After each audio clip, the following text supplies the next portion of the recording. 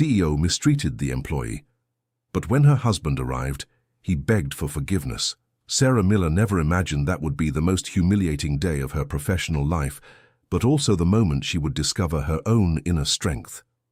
Working for 4 years as a general services assistant at AmeriCorps Systems, she had always been discreet and dedicated to her job. It was exactly 2 in the afternoon when it all began. Sarah was finishing up organizing the meeting room on the 15th floor when CEO Gregory Sterling walked in, accompanied by 3 international executives. She greeted him respectfully and continued arranging the chairs when she accidentally bumped into the businessman's arm, holding a glass of orange juice. "What an incompetent!" Gregory shouted, his voice echoing through the glass room. "Look at what you've done!" Sarah looked at the small stain that had formed on the sleeve of the CEO's shirt and immediately apologized. "I'm so sorry, Mr. Sterling. It was an accident. I can have your shirt cleaned right away." "You don't understand the magnitude of the problem you've caused," Gregory continued, raising his voice even more. "This shirt costs more than you make in 2 months. The foreign executives watched the scene, visibly uncomfortable. Sarah felt her heart racing, but she maintained the respectful demeanor that had always defined her. "Sir, I truly apologize. I'll take care of this immediately." It was then that Gregory did something no one expected. He picked up the glass of juice still in his hand and, with a deliberate and cruel movement, poured the entire contents over Sarah's head. The orange liquid ran down her carefully pinned bun, stained the navy blue uniform she had ironed with such care that morning, and dripped onto the floor, forming small sticky puddles. Sarah stood, paralyzed. She felt the juice running down her face, getting into her eyes, causing a burning sensation and humiliation she had never experienced before. The silence in the room was deafening. "Now you have something to actually clean," Gregory said with a sadistic smile, "and do it right, because if there's a single mark left on the floor, you're fired."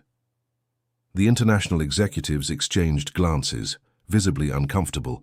One of them, an older gentleman with grey hair, muttered something in English that sounded like disapproval, but Gregory completely ignored him. Sarah swallowed the tears threatening to escape and nodded silently. With trembling hands, she grabbed the cleaning cloth she always carried in her apron and began drying her face and hair. "No, no," Gregory said, pointing at the floor. "The floor first. Your clothes can wait." At that moment, Sarah felt something break inside her. It wasn't just the physical humiliation, but the complete dehumanization. 4 years of honest work, of waking up at 5 in the morning to always look impeccable, of smiling respectfully, even when she was treated as invisible. All of it seemed to mean nothing. She knelt down and began cleaning the floor, feeling the sticky juice on her hands. She could hear the executives whispering, probably commenting on the absurd situation they had just witnessed. "Slower," Gregory said, clearly savoring the moment. "I want it spotless. You have time." Sarah took a deep breath and continued her work. She thought about David, her husband, who had been on a military mission in Alaska for 6 months. She thought about how he would feel if he knew what was happening. She thought about her 15-year-old daughter, Chloe, who attended school in the afternoon and always waited for her at home with a smile and stories about her day. Dear listener, if you're enjoying the story, feel free to leave a like and especially subscribe to the channel. It really helps us who are just starting out. Now, continuing. When she finally finished cleaning, Sarah slowly got up. Her legs were sore from kneeling for so long, and the wet uniform clung uncomfortably to her skin. "You may go," said Gregory, making a dismissive gesture with his hand. "And next time, pay more attention to what you're doing." Sarah left the room with what little dignity she could muster. In the hallway, she ran into Mrs. Martha, a cleaning worker who had been at the company for over 20 years and was respected by everyone. "My dear, what happened to you?" asked Martha, seeing Sarah's condition. "Nothing much, Mrs. Martha, just a small accident." "Accident? Nothing," said the older woman, lowering her voice. "I saw everything through the glass in the meeting room. That man is a bad person, Sarah. A very bad one." Martha walked with Sarah to the women's restroom on the floor and helped her get cleaned up. As she washed her hair in the sink, Sarah couldn't stop thinking about Gregory's cruel gaze, the sticky feeling of the orange juice, the way he seemed to take pleasure in her humiliation. "Do you have family who can support you?" asked Martha, handing Sarah paper towels to dry off. "My husband is traveling for work," Sarah replied, avoiding giving too many details. "But I don't want to worry him. He already has enough problems where he is. Sometimes men need to know about these things, dear, especially real men." Sarah spent the rest of the afternoon trying to focus on her work, but her mind kept going back to that terrible moment. She cleaned bathrooms, emptied trash bins, vacuumed carpets, all on autopilot, as she processed what had happened. At 6 in the evening, when she finally got home, she found Chloe doing homework at the small kitchen table.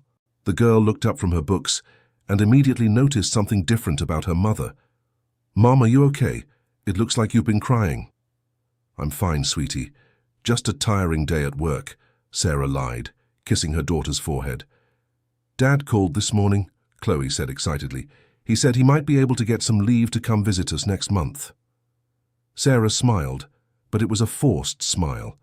The thought of telling David what had happened filled her with anxiety. She had known her husband for 17 years, knew his protective nature and his difficulty accepting injustice. David Miller was a sergeant in the U.S. Army, a man who had dedicated 20 years of his life to the armed forces. Tall, with broad shoulders and a military bearing even at home, he was known for his integrity and sense of justice. Sarah had always admired those qualities, but she also knew they could become a problem in delicate situations. That night, lying in the empty bed, Sarah couldn't sleep. She relived the scene from the afternoon over and over, thinking about what she could have done differently, feeling small and humiliated. At 3 in the morning, she got up and went to the kitchen to get some water. That's when the phone rang. It was David. "Honey, are you awake? Sorry to call so late, but I got a few free minutes and I was missing you." Her husband's voice, even distorted by the bad connection, brought Sarah immense relief. For a moment, she thought about telling him everything, but decided it wasn't the right time. "It's so good to hear your voice," she said, trying to sound natural. "How are things over there?" "Complicated, but nothing we can't handle. And you? How was work today?" "Normal," she lied again. "Same old routine." "Sarah, are you sure everything's okay? Your voice sounds strange." David had always had that ability to tell when something wasn't right.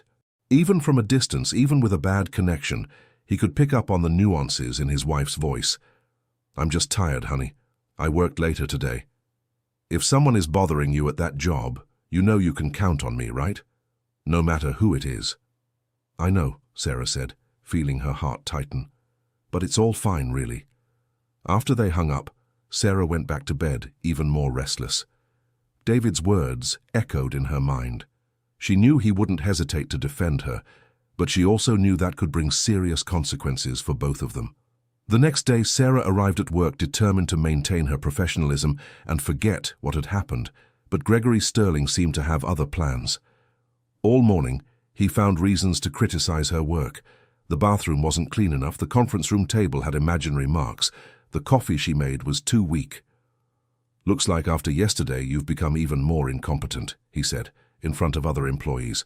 "Maybe it's time to reconsider whether you're cut out for this job."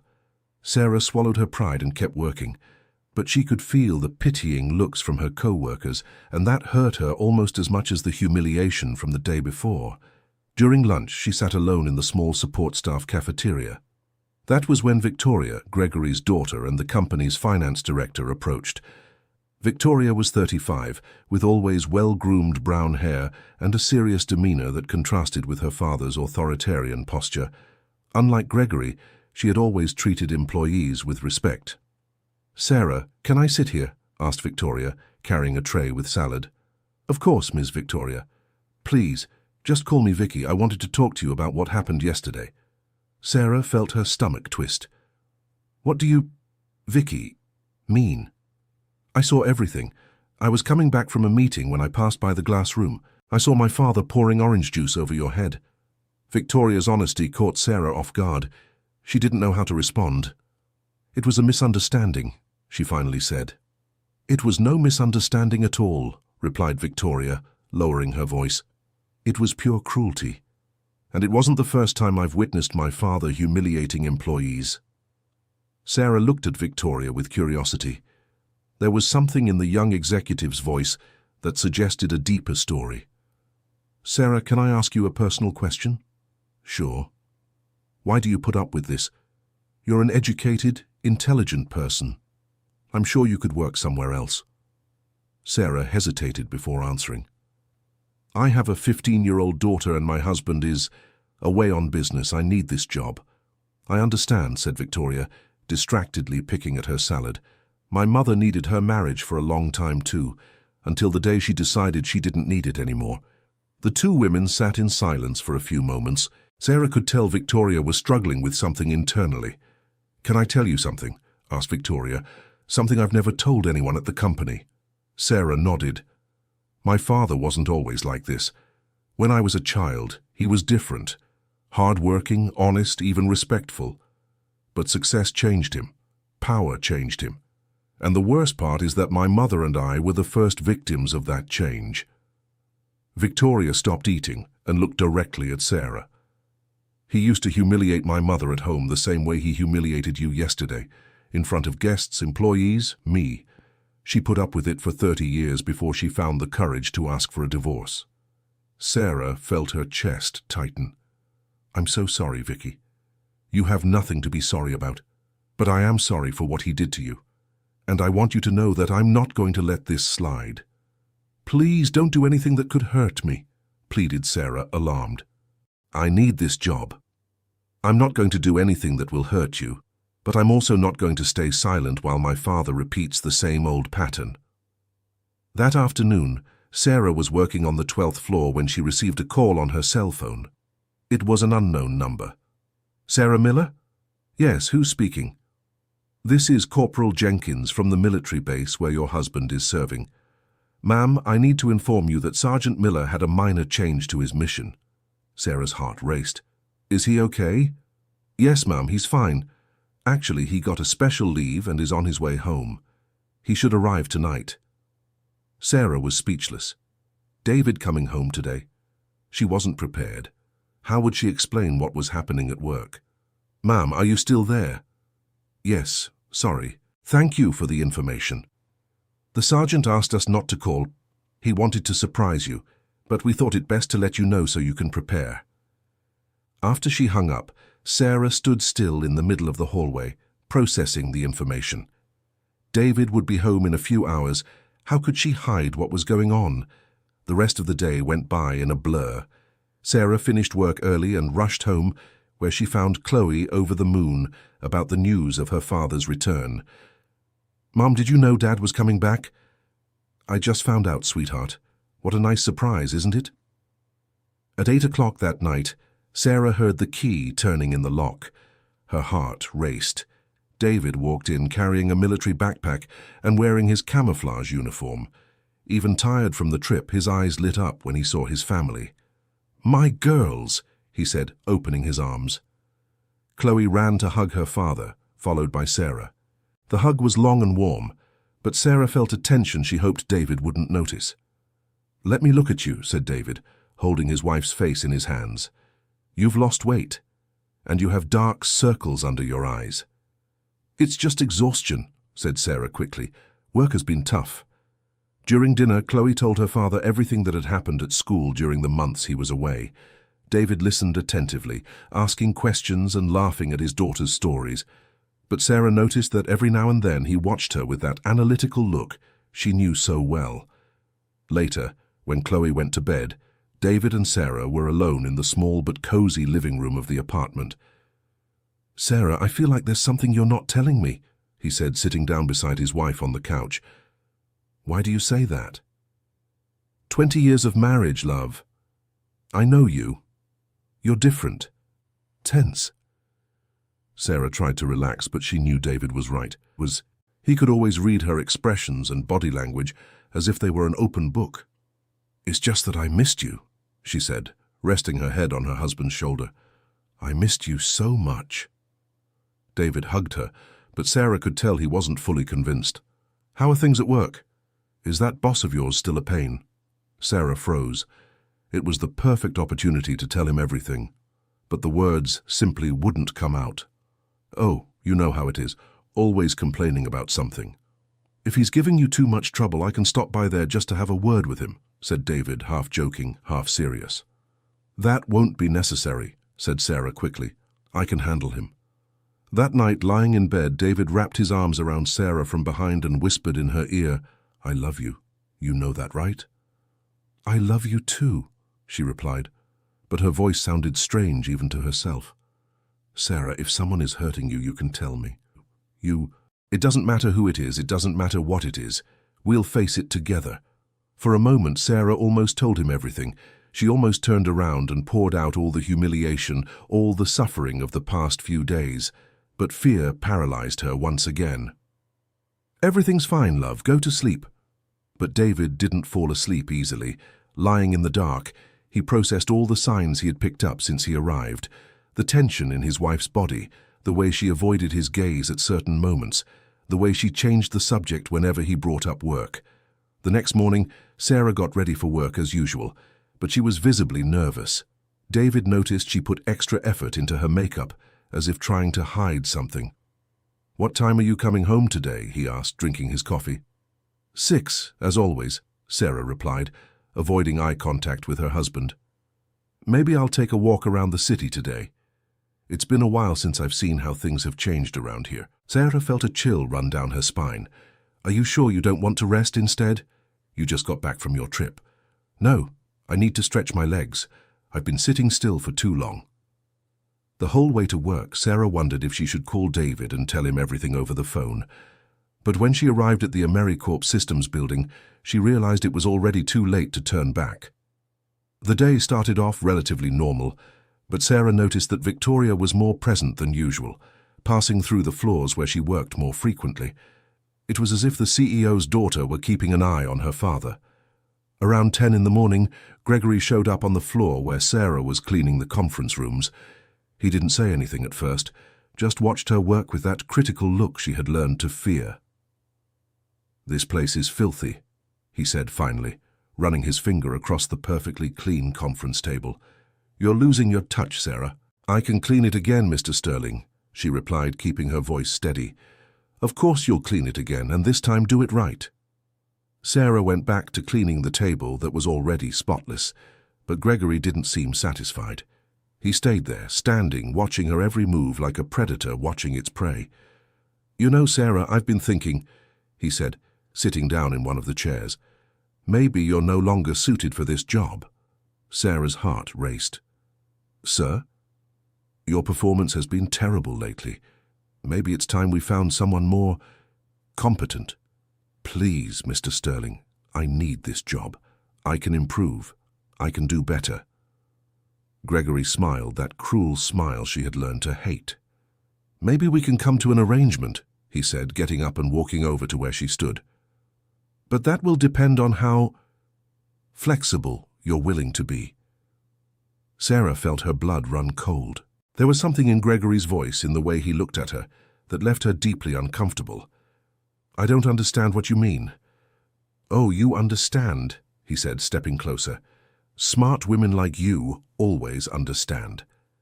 At that moment, Sarah realized she was alone on the floor with Gregory. The other employees were in meetings or at lunch. She felt cornered. I need to finish the cleaning, she stammered, trying to step away. The cleaning can wait, Gregory said, blocking her exit. Let's talk more in my office. No, thank you. I'd rather keep working here. Gregory laughed, but it was a humorless laugh. You're not understanding, Sarah. This isn't an invitation. It's an order. Dear listener, if you're enjoying the story, go ahead and leave a like and especially subscribe to the channel. It really helps us who are just starting out, now continuing. It was at that moment that Victoria appeared at the door of the conference room.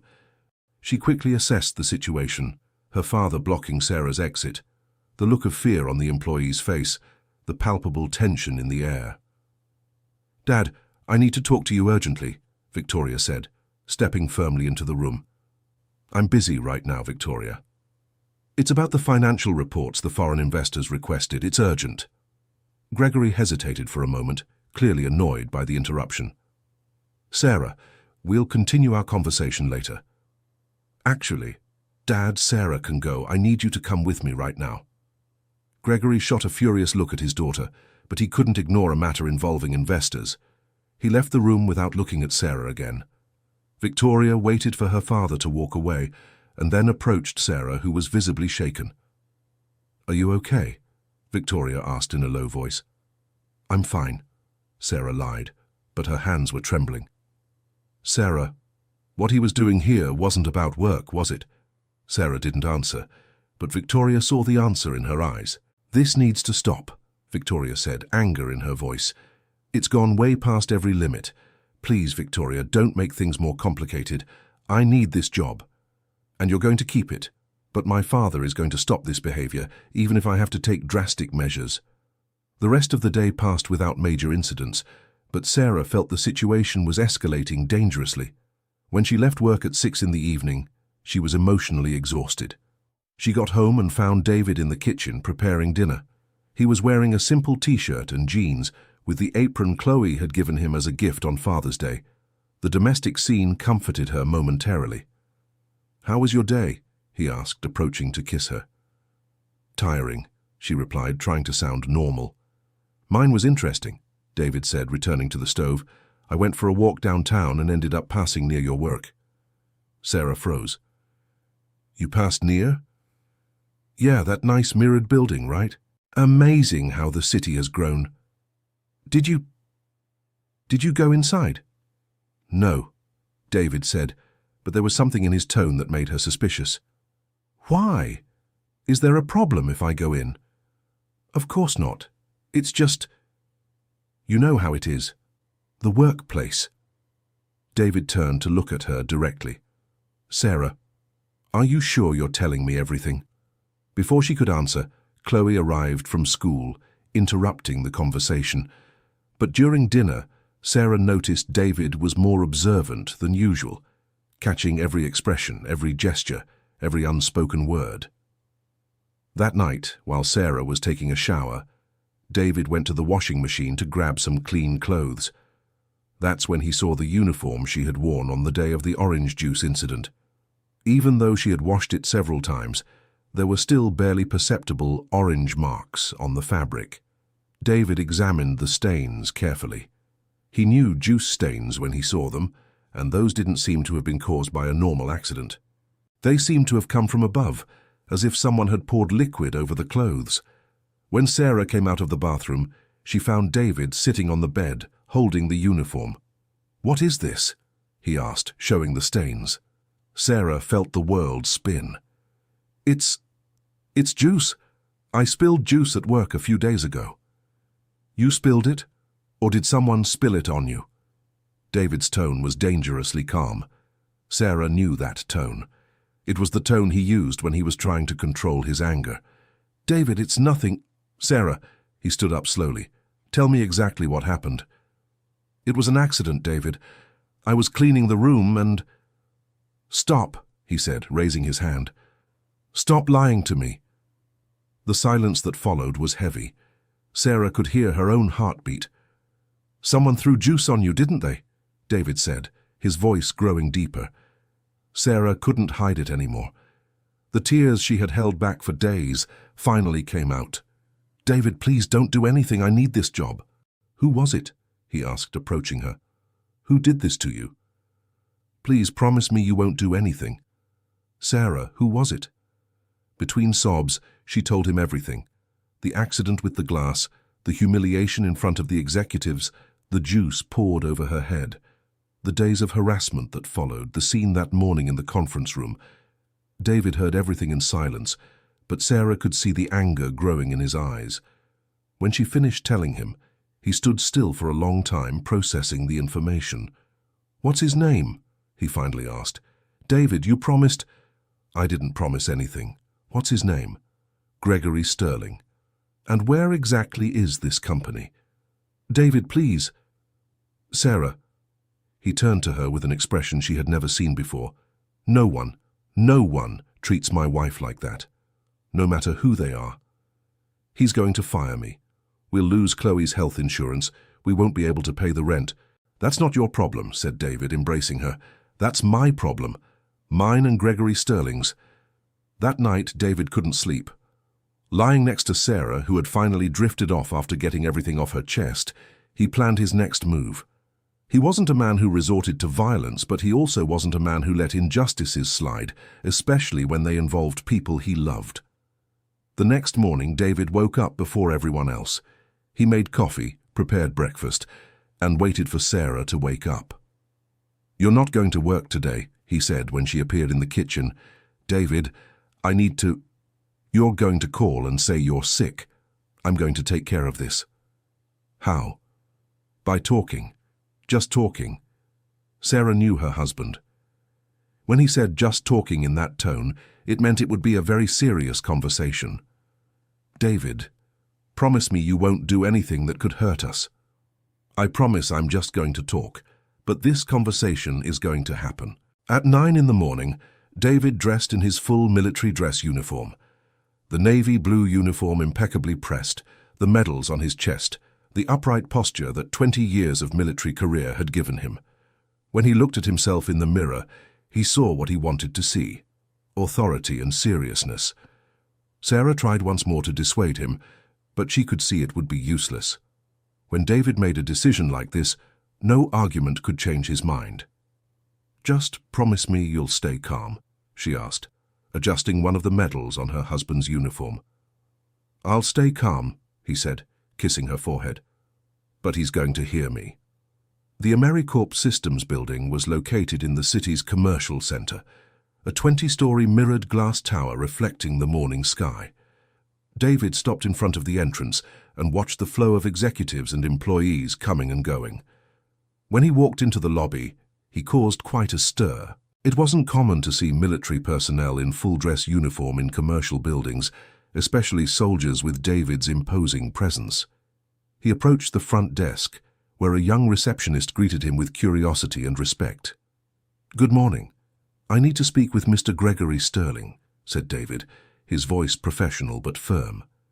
"Do you have an appointment?" "No, but I'm certain he'll want to see me." "May I ask what it's regarding?" David stared at her with that military look she would never forget.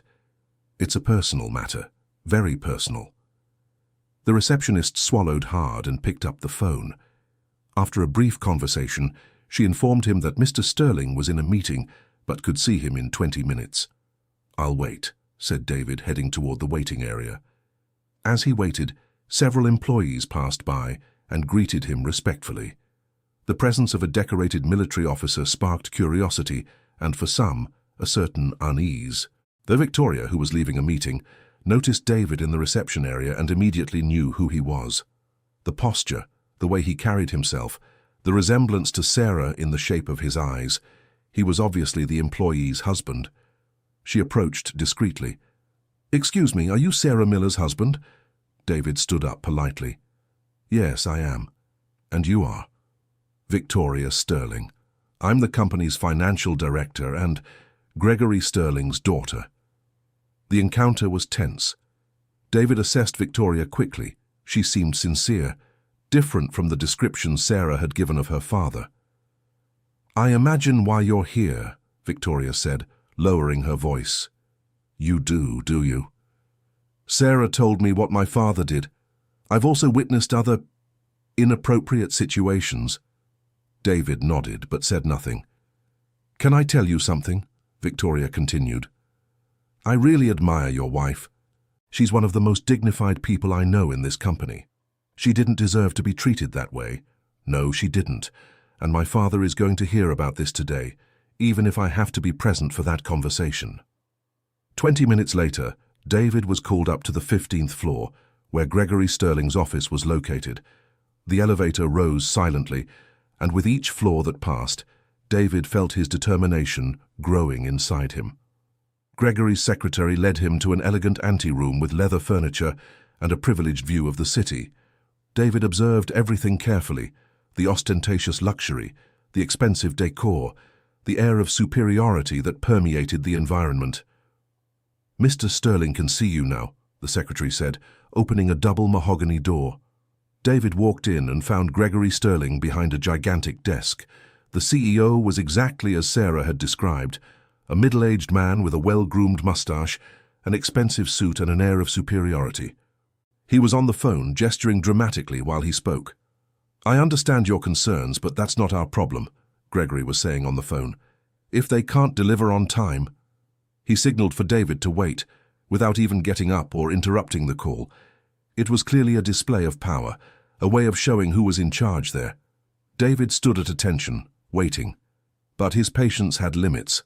After 5 minutes of listening to Gregory discuss irrelevant contract details, David stepped forward 2 paces and placed his hands on the desk, leaning slightly toward the businessman. David's imposing physical presence, combined with the military uniform and the medals on his chest, had an immediate effect. Gregory interrupted the conversation mid-sentence. "I'll call you back," he said, hanging up quickly. "How can I help you?" "I'm Sergeant David Miller," David said, his voice echoing in the room. "Sarah Miller's husband." The color drained from Gregory's face instantly. He immediately understood why that man was there. "Ah, Sarah, an excellent employee," Gregory stammered, trying to sound casual. "Is that so?" David said, not moving from his position. "How interesting that you say that, because the impression I get is that you don't have much respect for her. Look, if there was some misunderstanding—" "A misunderstanding?" David straightened up completely, using all his height to intimidate. "Do you think pouring orange juice on my wife's head in front of other people was a misunderstanding?" Gregory swallowed hard. He had never been confronted that way, especially not by someone with David's intimidating presence. Things sometimes get out of control in the workplace." "Out of control?" David walked around the desk, making Gregory recoil in his chair. "You humiliated my wife. You treated her like garbage. And then you had the audacity to try to blackmail her." "I never blackmailed anyone," Gregory protested, but his voice came out trembling. "No? Then explain to me what happened yesterday morning in the meeting room on the 12th floor." Gregory realized there was no way to escape. Someone had told Sarah's husband everything, and now he was there to demand answers. "Listen, Sergeant," Gregory tried, attempting to regain some control of the situation. "You're trespassing in my company, threatening—" "I haven't threatened anyone," David said, his voice dangerously calm. "Not yet." At that moment, Victoria entered the room without knocking. "Dad, I need to talk to you." "Victoria, I'm in a meeting." "I know exactly what kind of meeting this is," she said, closing the door behind her. "And that's exactly why I'm here." David looked at Victoria with curiosity. There was something in her posture that suggested she wasn't there to defend her father. "Vic, you can leave." "No, Dad. I can't leave, because it's time someone drew the line on your behavior." Gregory looked back and forth between David and Victoria, realizing he was being cornered. "You two are overreacting. It was a minor incident." "Minor incident?" Victoria laughed bitterly. "Dad, you humiliated an employee in front of international clients. You poured a drink over her head as if she were an animal." "Victoria, you don't understand what it's like to run a company." "I understand perfectly," she shot back. "I understand it so well that I'm taking over the presidency of this company this very week." The silence that followed was absolute. Gregory stared at his daughter as if she had grown a second head. "You can't do that." "Yes, I can. I have 40% of the shares. Mom has another 20% that she transferred to me after the divorce, and I've convinced 3 minority shareholders to support me. Do the math." David watched the family dynamic with interest. It was clear there were deep issues between father and daughter that went far beyond the incident with Sarah. "You're doing this because of a cleaning lady?" asked Gregory, incredulous. That was the last straw.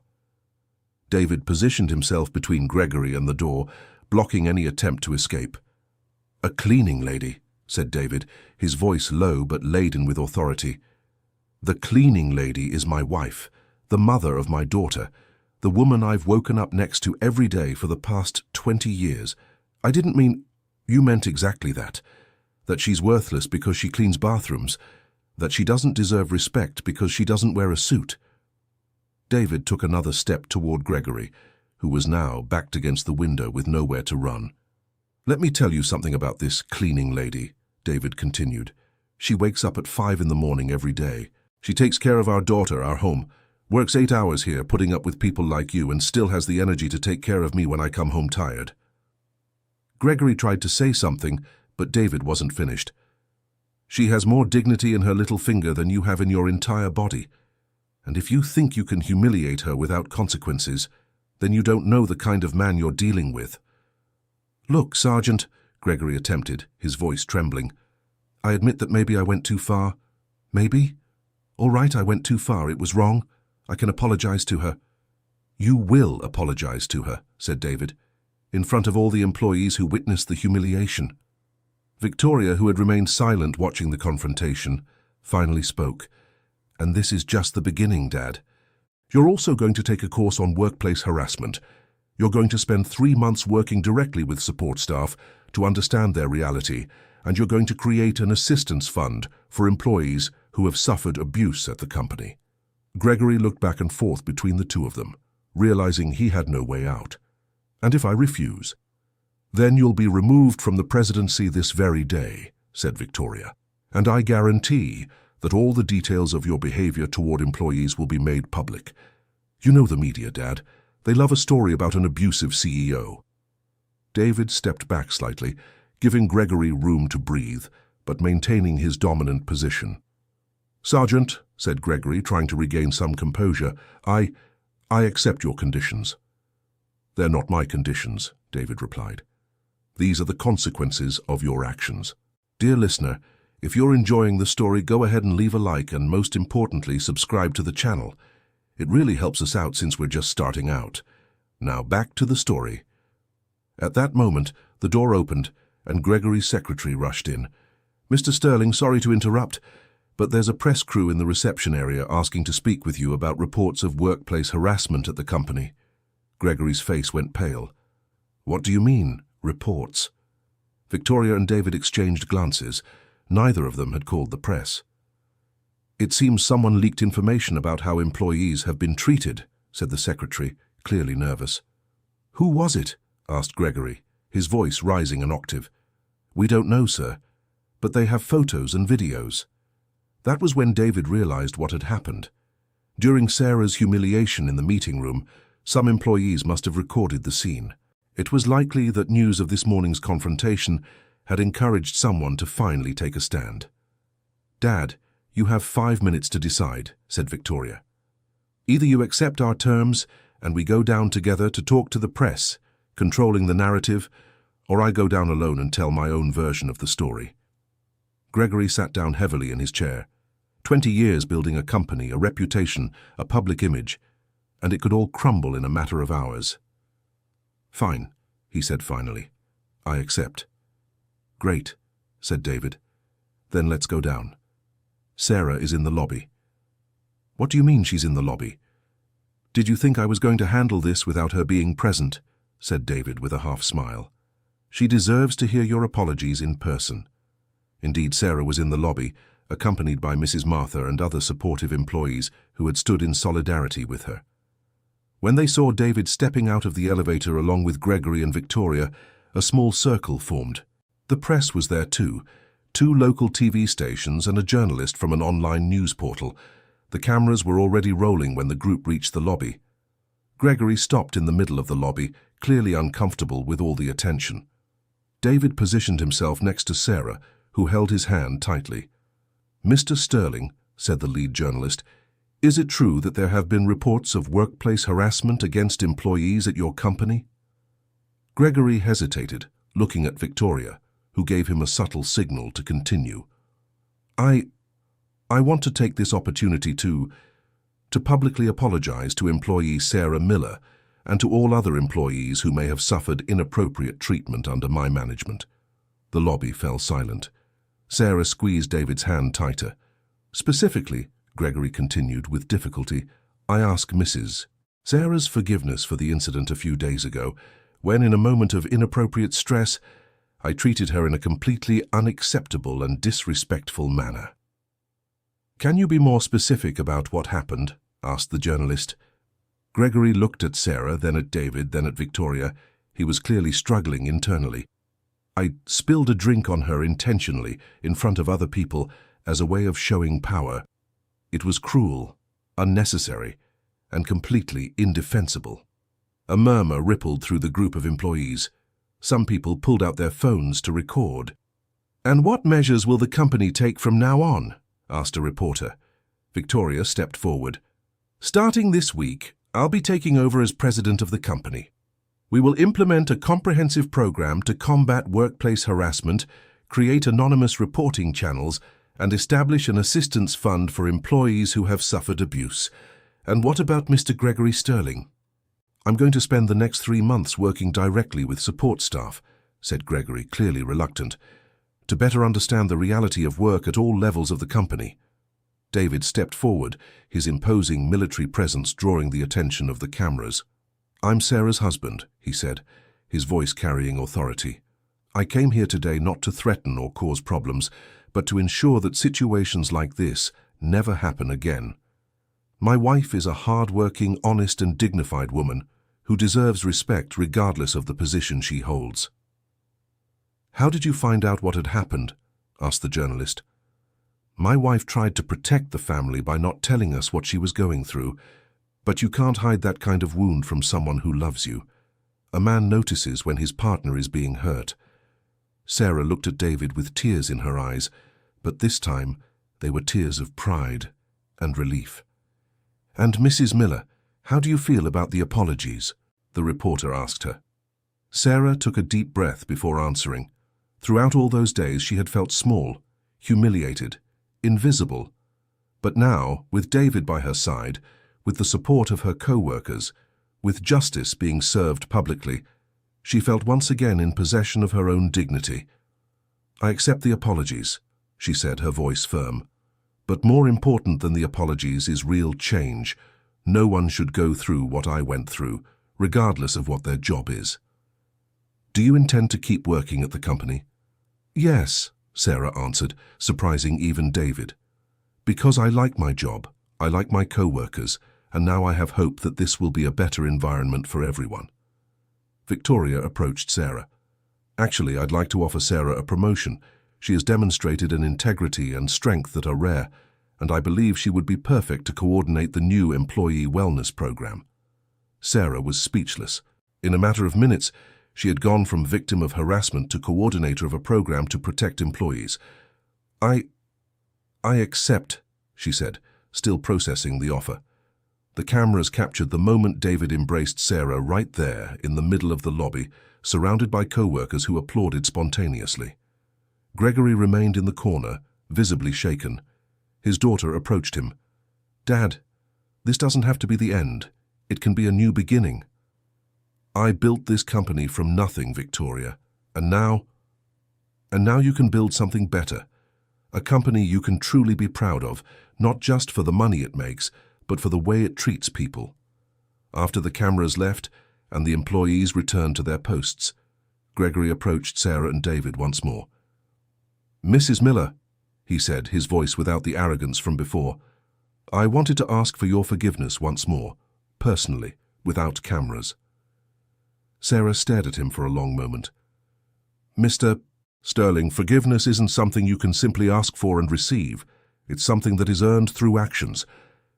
"I understand," said Gregory, "and I'm prepared for that." David, who had remained silent, finally spoke.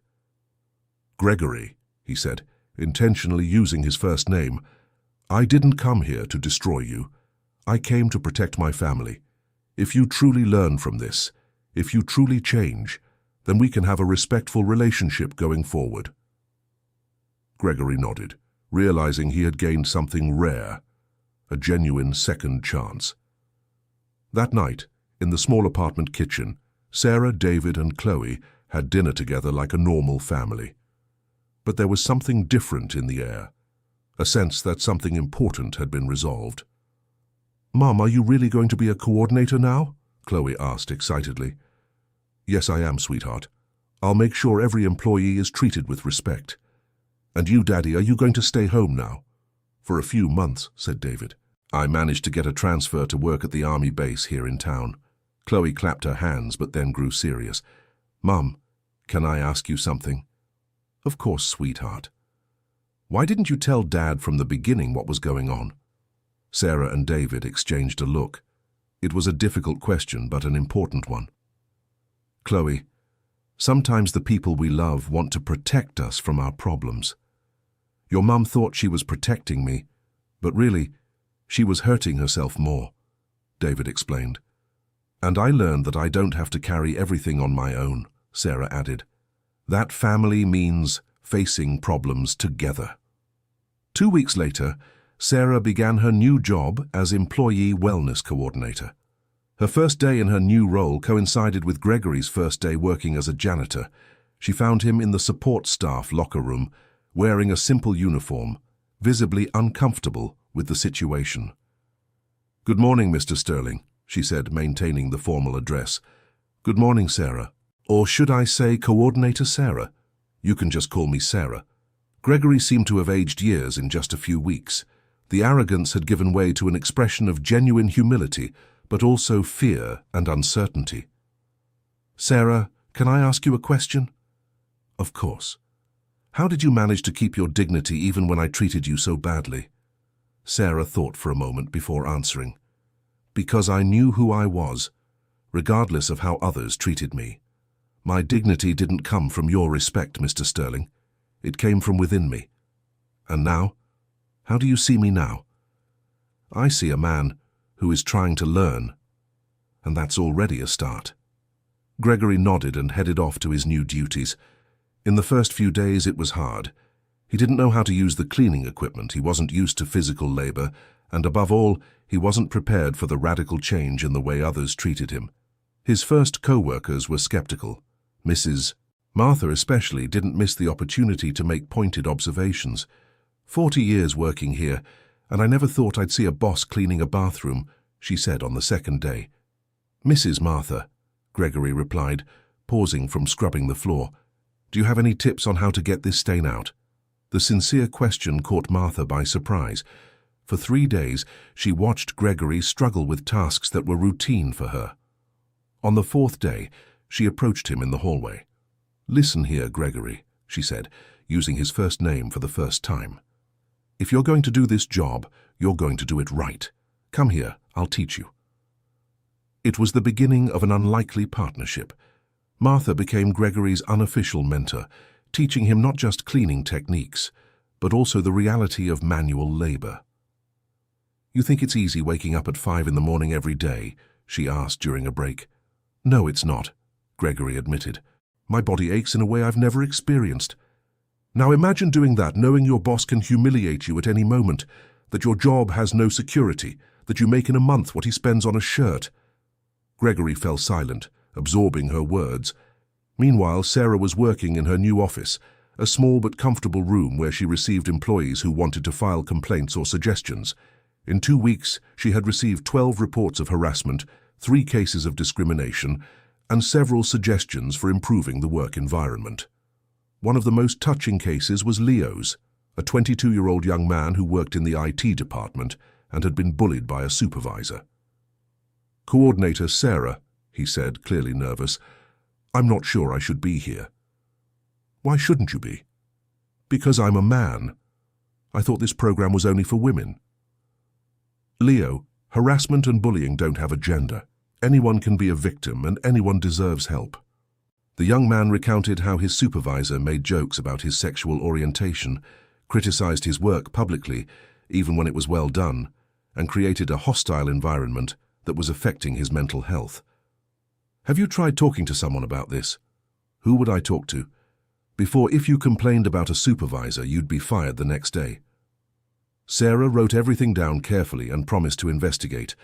By the end of the week, the supervisor had been transferred to another role, and Leo had received a formal apology from the company. "How did you manage to resolve it so quickly?" asked Leo, impressed. "Because now we have a structure that takes these reports seriously," explained Sarah. "And because I discovered that when you treat people with dignity, they respond the same way." Victoria, now established as the company's president, regularly visited Sarah's office to follow the program's progress. "The numbers are impressive," she said, reviewing the reports. "Productivity is up 15%. Employee turnover has dropped by half, and we're receiving more resumes than ever. People want to work in places where they feel respected," Sarah replied.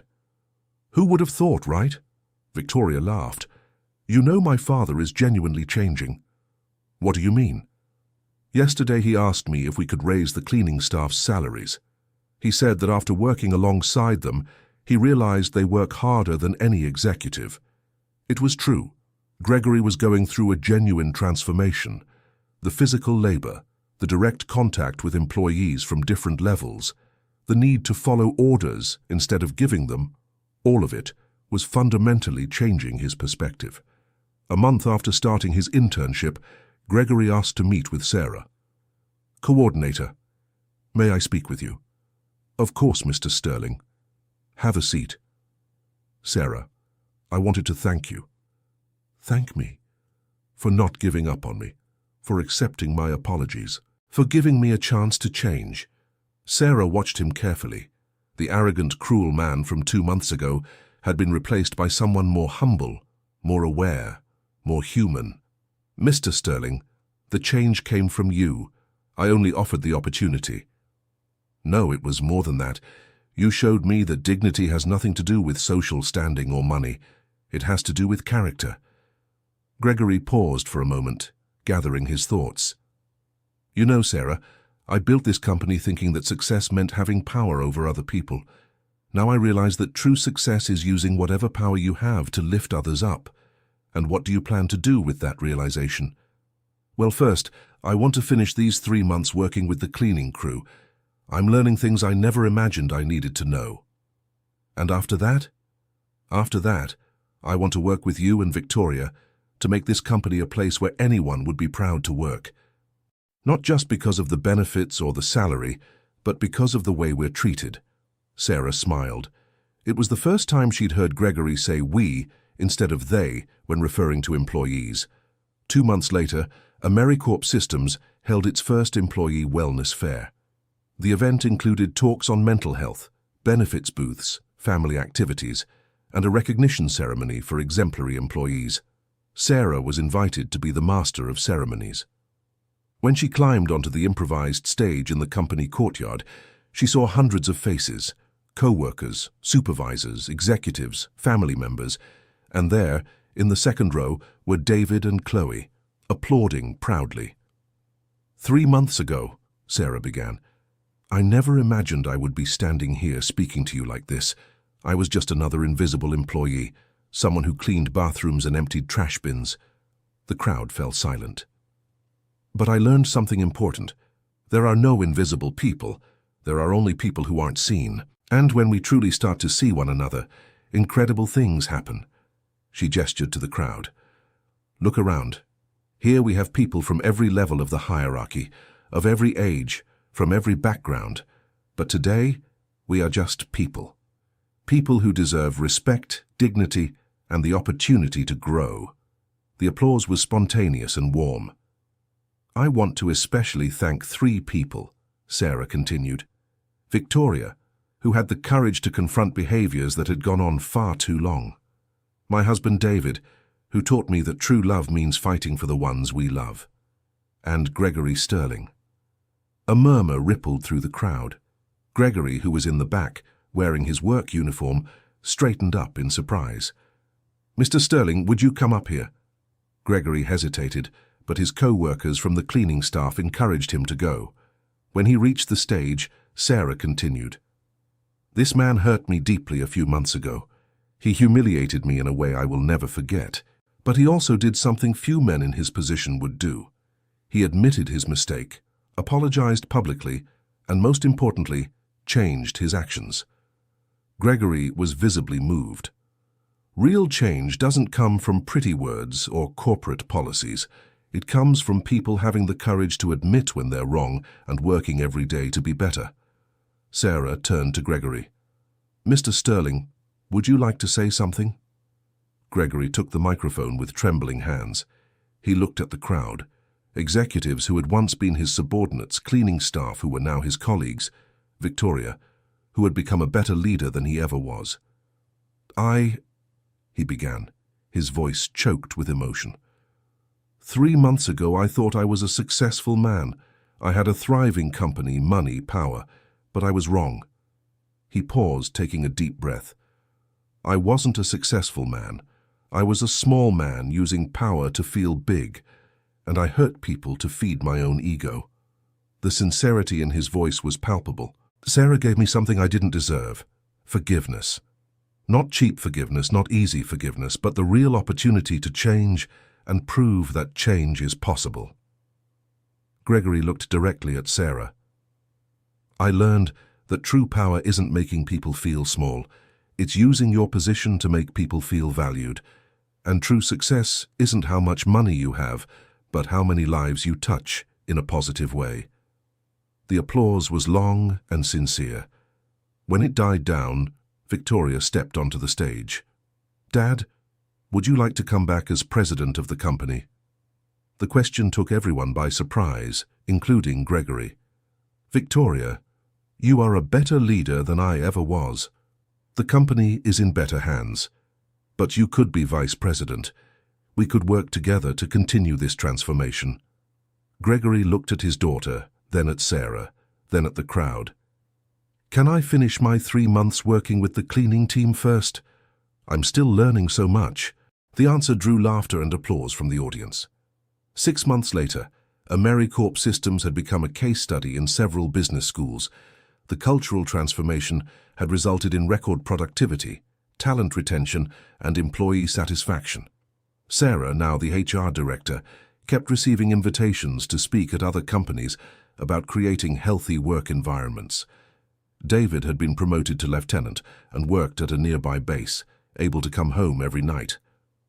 Chloe, inspired by her parents' transformation, decided she wanted to study psychology to help people resolve conflicts.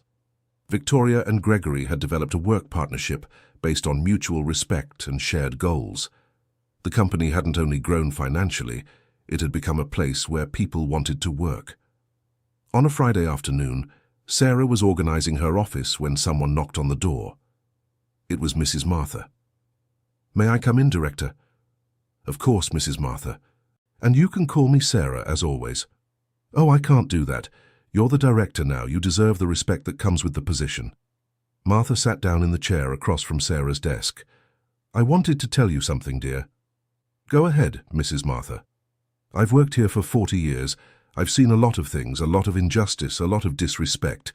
Many times I thought about retiring because I was tired of seeing good people being mistreated. Sarah listened attentively.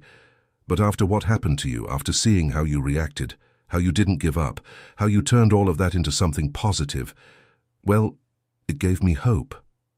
Mrs. Martha. Let me finish, said the woman, raising her hand. You taught me that we don't have to accept being treated badly just because we need a job, that we can fight, that we can change things. Martha stood up and walked to the window, watching the city go by. My granddaughter is 17, finishing high school. Last week she asked me what it's like to work, whether she'll have to put up with a bad boss, whether studying is worth it. She turned to Sarah. Do you know what I told her? What?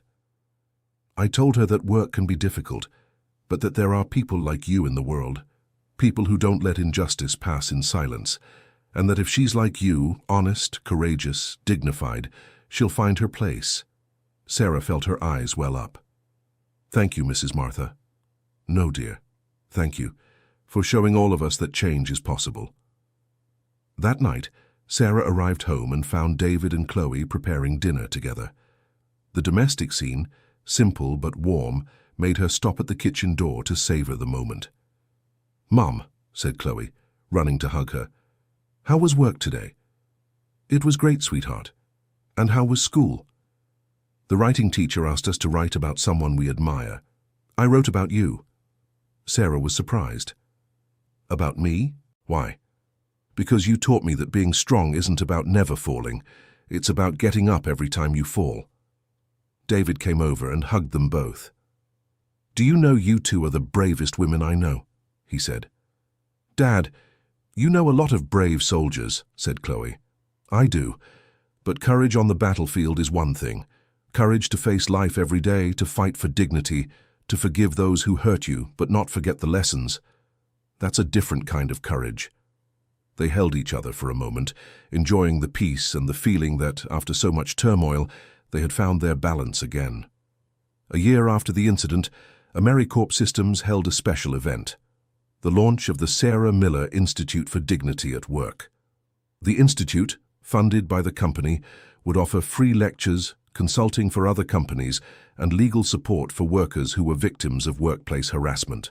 The launch ceremony took place in the company's main auditorium, attended by local officials, representatives from other companies, and the entire AmeriCorps Systems team.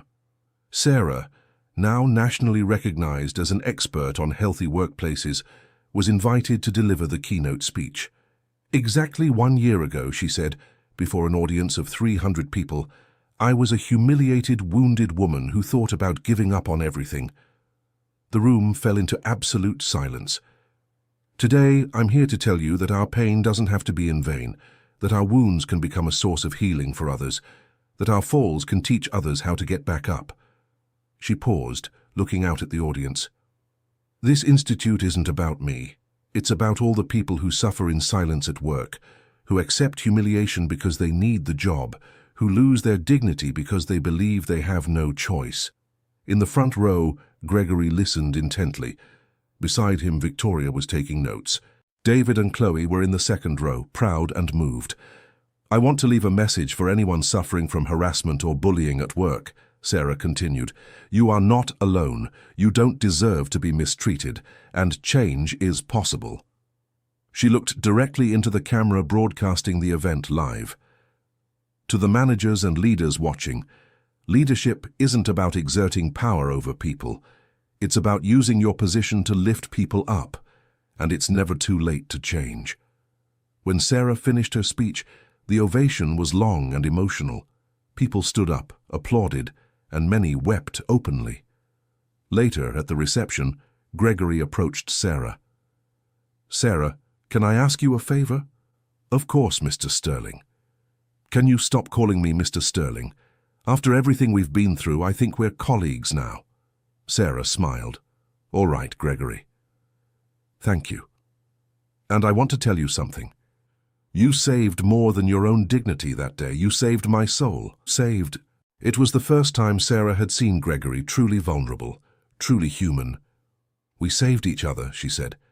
You gave me the chance to discover my own strength. I gave you the chance to discover your own humanity. 2 years later, Sarah was in her office reviewing proposals for the Institute's expansion when she received an unexpected call. Sarah Miller, said an unfamiliar female voice. Yes, who's speaking? My name is Jennifer, and I work at a construction company here in Seattle. I saw a story about you on television. How can I help you, Jennifer? I'm going through a situation similar to what you went through. My boss, he humiliates me in front of the other employees, makes comments about my body, threatens to fire me if I complain. Sarah felt her heart tighten. Even after all the progress, there were still so many Sarahs across the United States suffering in silence. Jennifer, you did the right thing by calling. Let's talk about your options, about how you can protect yourself and about resources that can help you. The conversation lasted an hour. When it ended, Sarah knew she had found her true calling, helping others find their own voice, their own strength. That night at home, she told David about the call. Every person you help multiplies the impact of that terrible situation you went through, he said. It's strange, Sarah reflected. For a long time, that day was the worst thing that had ever happened to me. Now, looking back, it was also one of the most important things. Why? Because it showed me who I really was. It showed me I was stronger than I imagined. It showed me that fighting for dignity is worth it. David hugged her, and it showed me that I married an extraordinary woman. 3 years after the original incident, AmeriCorps Systems had become one of the most respected companies in the country in terms of workplace environment. The Sarah Miller Institute had helped more than 500 people resolve workplace bullying situations, and 30 companies had implemented programs based on the model Sarah developed. Victoria, now a nationally recognized CEO, frequently credited the company's success to the cultural transformation that had begun 3 years earlier. Gregory, who had taken on the role of Director of Social Responsibility, had become a sought-after speaker on second chances and personal transformation. But for Sarah, the greatest achievement wasn't the awards or recognition. It was the message she received one Thursday morning. "Mrs. Sarah, my name is Tiffany. I'm 19 years old, and I work as a receptionist at a medical clinic. Yesterday, my supervisor humiliated me in front of patients because I couldn't answer a question about a procedure that isn't part of my job. Instead of crying at home, I remembered a lecture of yours I saw on YouTube. I went back today and asked to have a conversation with the supervisor.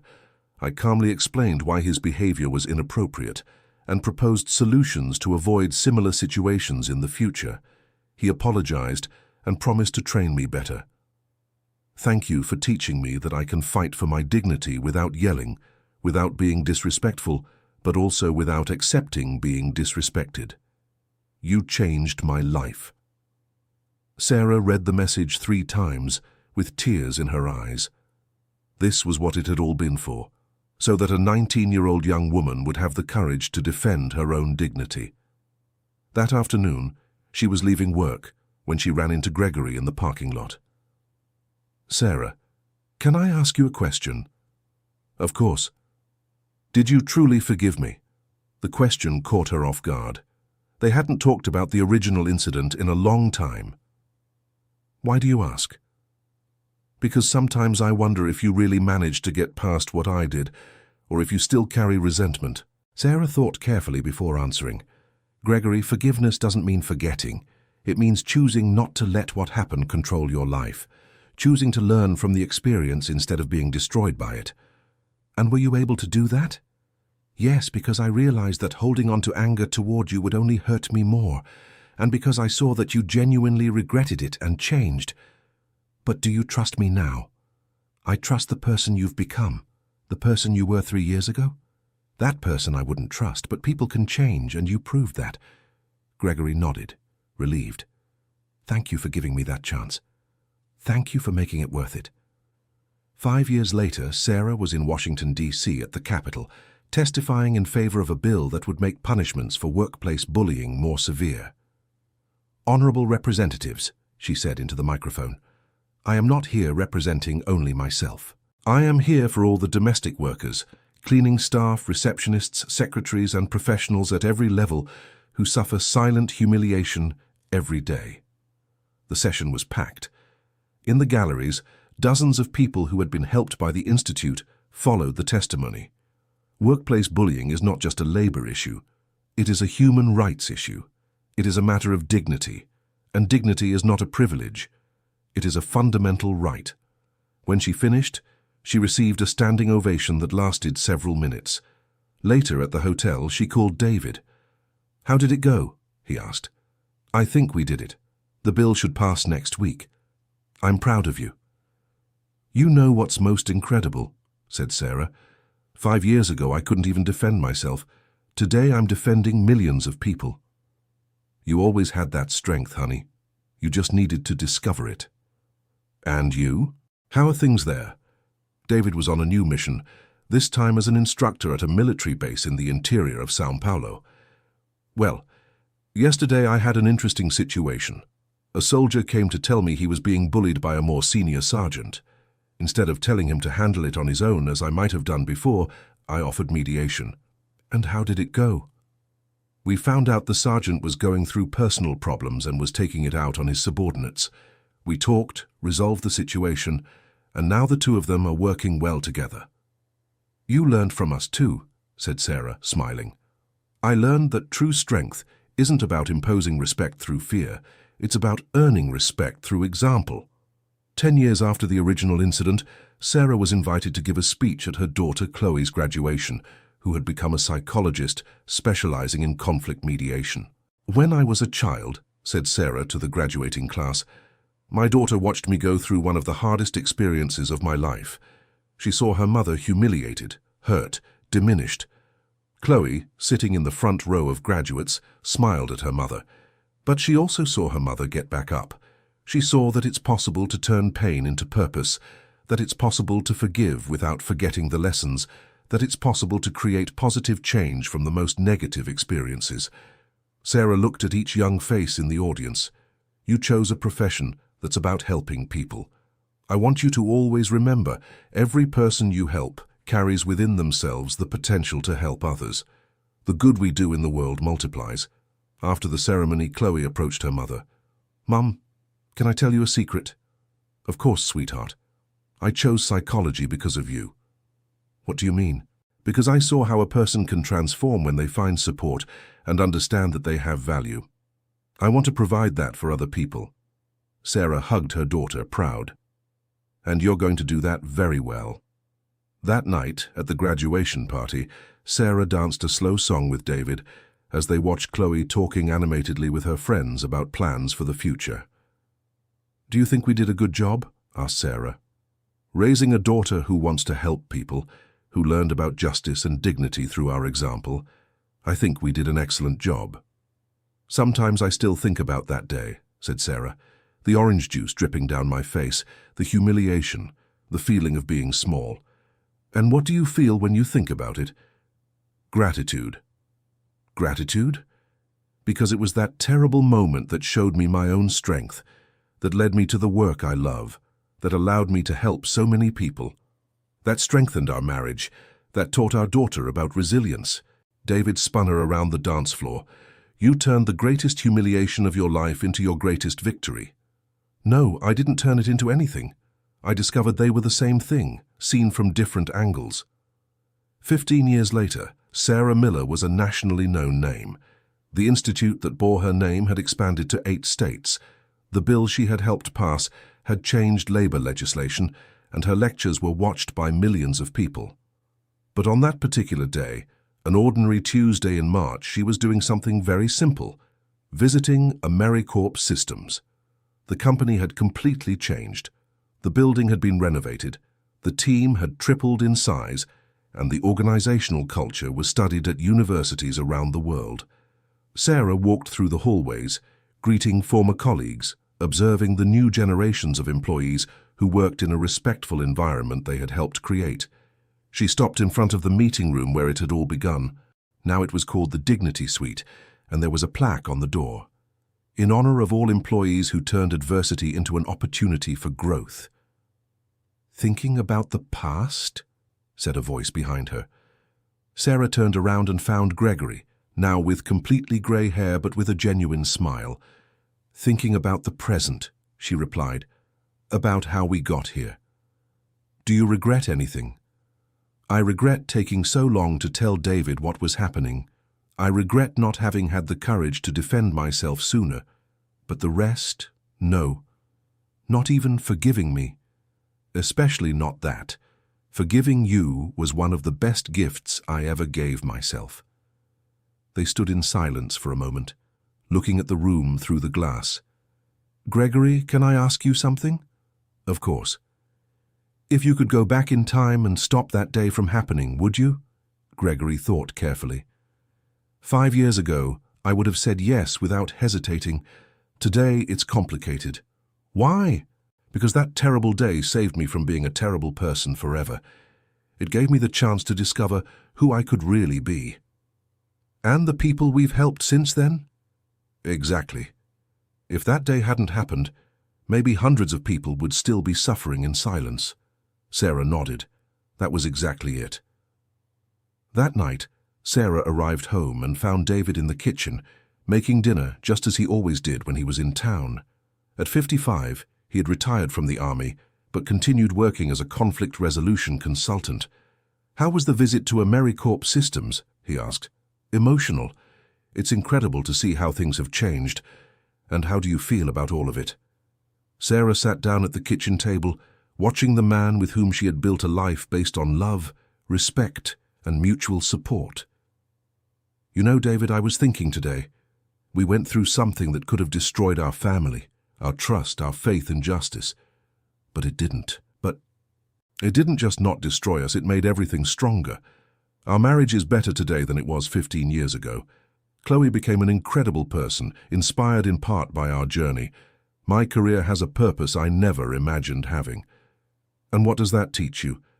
That it doesn't matter what happens to us. What matters is what we do with what happens to us. David stopped cooking and approached his wife. "Sarah Miller," he said, holding her face in his hands. "You are the wisest woman I know." "I'm the luckiest woman I know," she replied. "Lucky to have you. Lucky to have Chloe. Lucky to have had the chance to turn my pain into purpose." "Luck has nothing to do with it," said David, kissing her on the forehead. "You created your own luck through courage, determination, and wisdom." That night, lying in bed, Sarah reflected on the journey that had brought them there. She thought about all the people they had helped over the years, all the changes they had witnessed, all the transformation they had experienced. "David," she said in the dark. Thank you." "For what?" "For fighting for me when I couldn't fight for myself. For loving me in my hardest moments. For showing me that I deserve to be defended." "Sarah," he said, turning to embrace her, "thank you for teaching me that true love isn't protecting someone from every battle, but standing by that person's side through every battle." 20 years after the incident, Sarah, now 62 years old, was in her office preparing her retirement speech. She had decided to step away from public activities to dedicate more time to her family. Chloe had given her 2 grandchildren, and David was dealing with some health issues related to his years of military service. But before retiring, she wanted to leave one final message. The lecture would take place in the same AmeriCorps Systems auditorium where she had spoken for the first time all those years ago. The theme would be, "The Legacy We Choose to Leave."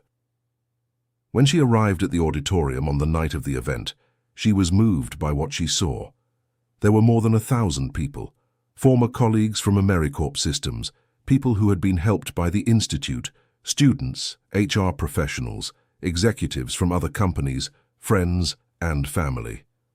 In the front row were David, Chloe with her children, Victoria, now one of the most respected CEOs in the country, Gregory, Mrs. Martha, retired but still sharp at 85, and dozens of other people who had been part of the journey. "Exactly 20 years ago," Sarah began, "I was a broken woman. I had been publicly humiliated. I felt small, invisible, worthless." The audience listened in absolute silence. "Today I stand here as a woman who learned something fundamental. Our story is not defined by the moments we fall, but by the moments we choose to get back up." She paused, looking out at the crowd. "Over these 2 decades, I had the privilege of witnessing the transformation of thousands of people. I saw employees find their voice. I saw business leaders discover their humanity. I saw victims become advocates. I saw wounds turn into a source of healing." Sarah gestured to the audience. "But the most important lesson I learned has nothing to do with labor laws or corporate policies. It has to do with a simple truth. Each of us has the ability to choose how we respond to the injustices we face." In the front row, David discreetly wiped away a tear. "We can choose bitterness or wisdom. We can choose revenge or justice. We can choose to become smaller because of the people who hurt us, or we can choose to grow despite them." Sarah looked directly at Gregory. "And perhaps more importantly, we can choose to see people as permanent enemies or as souls capable of transformation. We can choose to punish forever or to offer second chances to those who show genuine remorse." Gregory nodded, visibly moved. "My legacy is not the institute we built, not the laws we helped change, not the awards we received. My legacy is you, every person who found the courage to defend their dignity, every leader who learned to lead with compassion, every victim who became an advocate, every person who discovered that justice is worth fighting for." The ovation that followed lasted more than 10 minutes. People stood up, cried, applauded, and many shouted, "Thank you." After the event, there was a reception in the company courtyard. Sarah moved among the guests, receiving hugs and words of affection. "Sarah," said a young woman approaching, "you don't know me, but I want you to know you changed my life." "How so?" 5 years ago I was suffering from workplace bullying. I watched one of your talks on YouTube and found the courage to report it. Today I'm a manager at the same company, and I implemented policies based on what I learned from you. Conversations like this repeated throughout the night. People of all ages, from all backgrounds, sharing how Sarah's journey had inspired their own journeys. Near the end of the reception, Victoria approached. "Sarah, I have a surprise for you." "What surprise?" "Starting next month, AmeriCorp Systems will fully fund the Institute so it can keep operating even with you retired. We don't want your work to end when you stop." Sarah was speechless. "Victoria, this is very generous, but it's not generosity, it's an obligation. This company is what it is today because of what you built. It's the least we can do." Later that night at home, Sarah and David sat on the living room couch, his head resting on her lap, both in silence, processing the day. "Are you sad about retiring?" asked David. "A little, but also relieved. I feel like I did what I came here to do." "And what did you come here to do?" "Prove that dignity is non-negotiable. Show that change is possible. Teach that our strength doesn't come from never falling, but from always getting back up." "Mission accomplished," said David, using a military expression. "Mission accomplished," agreed Sarah. In the months that followed her retirement, Sarah discovered a new sense of purpose. She devoted herself to her grandchildren, took care of David during his medical treatment, and began writing her memoirs. The book, titled The Orange Juice That Changed My Life, would become a bestseller, but more important than that, it would become required reading in management and human resources courses across the country. On a Sunday afternoon, 3 years after retirement, Sarah was in the backyard playing with her grandchildren when Chloe arrived for the family lunch. "Mom, I just heard some interesting news," said Chloe, sitting down on the porch. "What news?" "The bill you helped create was approved in 3 more Latin American countries. Your work is being studied internationally." Sarah smiled, but didn't stop playing with her youngest grandchild. "That's wonderful, sweetheart. You don't seem excited." "I am excited, but I'm also at peace. The work continues with or without me, and that's exactly how it should be." David, who had been watching from the kitchen window, joined them on the porch. "You know what I admire most about your mother?" he said to Chloe. "What?" "She never let that one bad day define her entire life. She used that bad day to create thousands of better days for other people." That night, after everyone had left, Sarah and David sat on the porch to watch the sunset. "David, can I ask you a question?" "Always." "If you had to define our life together in one word, what would it be?" David thought for a long moment. "Resilient." "Why?" "Because we went through storms that could have destroyed us, but we always found a way not only to survive but to grow stronger." "And do you regret anything?" "I regret not realizing sooner what you were going through at that job. I regret that you felt like you had to protect me from the truth." "Anything else?" "No," he said, taking her hand. "Everything else I'd do all over again. Even knowing all the pain we'd have to go through. Especially knowing. Because it was through the pain that we discovered our true strength. It was through injustice that we learned to fight for justice. It was through humiliation that we discovered our dignity." Sarah squeezed her husband's hand and looked at the horizon, where the sun was bidding farewell to another day. "Do you think we made a difference?" "I'm sure we made a difference, and not just in that moment, not just for us. We created ripples that keep spreading, touching lives we'll never know about, inspiring changes we'll never witness." That night, Sarah fell asleep with a sense of mission accomplished. She had turned her greatest humiliation into her greatest contribution. She had proven that dignity is a universal right. She had demonstrated that forgiveness is not weakness, but the highest form of strength. And most importantly, she had taught her daughter, her grandchildren, and thousands of other people that no matter how deep we fall, we can always get back up. No matter how small we feel, we always have the power to grow. No matter how badly we're treated, we always have the choice to treat others with dignity. The orange juice that once ran down her head as a symbol of humiliation had transformed over 25 years. into something completely different, a symbol of resilience, of transformation, of hope. And that, Sarah knew, was a victory no one could ever take from her.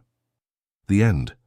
Now tell us what you thought of this story of overcoming and transformation. Do you believe Sarah made the right decisions in forgiving Gregory and building something positive from her pain? Leave your honest opinion in the comments and tell us where you're watching from.